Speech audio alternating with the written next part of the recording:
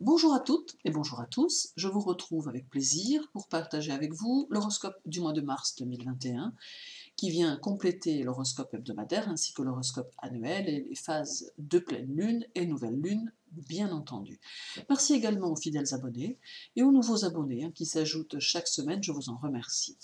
À présent, parlons de vous les taureaux et voyons votre horoscope du mois de mars 2021. La Lune sera chez vous le 17 et le 18. Elle met en évidence votre esprit et tout votre potentiel, car n'oublions pas que la Lune est votre second maître, le premier étant Vénus. Elle va faire que vous serez très capable de répondre aux besoins de ceux qui vous entourent, capable d'être à l'écoute de votre environnement et capable de répondre présent si cela devenait nécessaire. Également, la Lune fait un peu le point, ou plutôt vous demande de faire un peu le point sur votre situation matérielle, car celle-ci pourra, en cours de mois, se révéler un peu instable avec quelques dépenses qui, peut-être, n'étaient pas prévues, d'où une certaine fluctuation qu'il ne faudra pas laisser se prolonger au risque de déstabiliser les mois à venir. Il faut au contraire vous adapter aux circonstances que vous pourrez rencontrer et ne pas vivre les petits soucis financiers comme une infortune, mais bien plutôt comme une leçon à apprendre que peut imposer la Lune, à certains d'entre vous en tout cas. Uranus sera dans votre signe durant tout le mois de mars. La dynamique qui l'amène ici ira de pair avec votre côté intuitif qui se verra boosté et qui pourra vous guider au travers de vos choix. Tout en même temps, Uranus suscite ici un désir de métamorphose de votre vie qui peut être révélateur de certaines frustrations. Pour autant, il est important de bien analyser les changements que vous voudrez induire dans votre existence afin de ne pas céder aux tendances impulsives qu'Uranus est parfaitement créées et qui ont parfois tendance à conduire vers des situations qui donnent l'opposé de ce que l'on attend. Prudence donc tout le mois, ce qui n'empêche pas bien sûr de se servir d'Uranus pour donner une impulsion nouvelle à vos objectifs, à vos projets, car Uranus donne toujours la bonne idée lorsque l'on sait laisser son esprit vagabonder. Par contre, si l'on prend le dynamisme d'Uranus sans son impulsivité, on peut vivre des bouleversements, des changements de vie qui modifient notre routine quotidienne et qui ouvrent à de nouvelles perspectives. Lilith sera également chez vous durant tout le mois de mars. Elle peut être susceptible de vous faire vivre des moments étranges qui vous feront ressasser certains points de votre passé, qui peuvent entraîner mal-être ou culpabilité, mais tous les taureaux n'y seront heureusement pas réceptifs. Elle peut donner le sentiment d'un décalage avec le présent, un prisonnier d'une mémoire qui parasite la vie quotidienne. Aussi, et pour ceux à qui cela arrive, il va être nécessaire d'opérer une coupure radicale avec ce passé parasitant. Lilith transitera la Lune le 17, et cette journée du 17 vous sensibilisera davantage à votre environnement et surtout à l'insécurité de la société. Elle bouscule votre émotionnel et perturbe vos sensations liées à toute situation mettant en cause l'affect. Puis, le 18, la Lune s'éloigne de Lilith et tout rentrera dans l'ordre. Lilith transitera également le 17 et le 18 Uranus.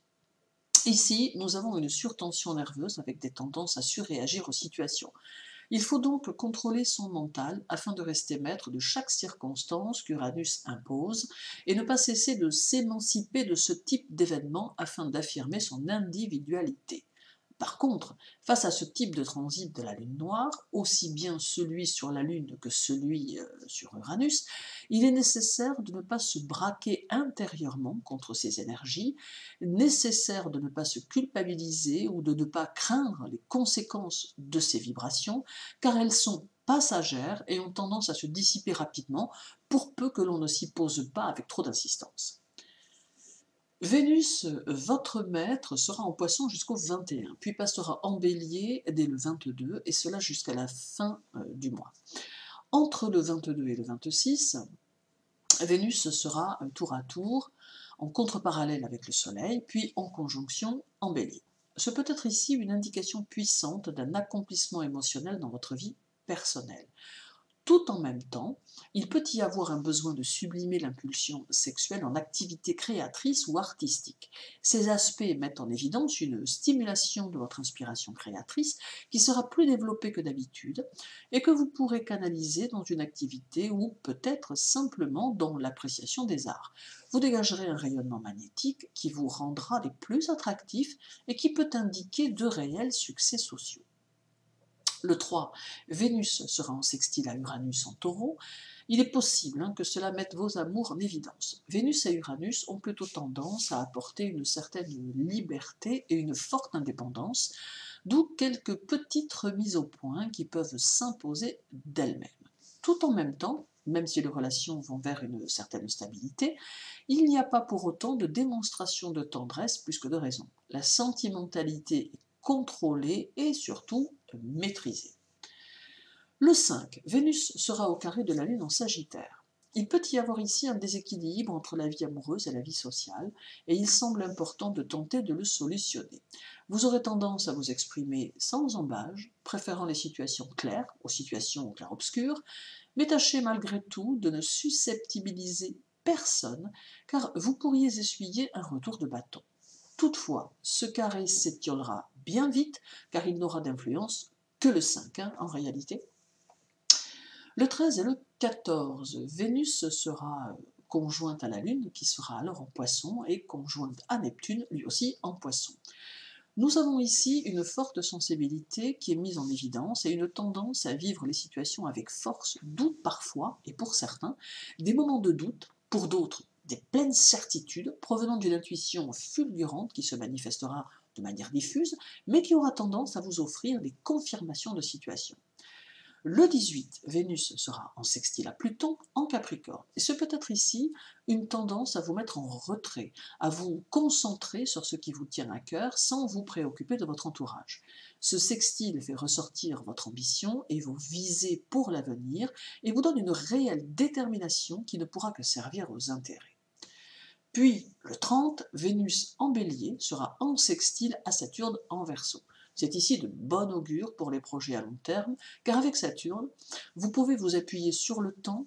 Avec Vénus, vous dépensez sans compter pour atteindre l'objectif. C'est donc la nécessité de ne rien lâcher et de ne pas hésiter à vous projeter sur le mois qui suit.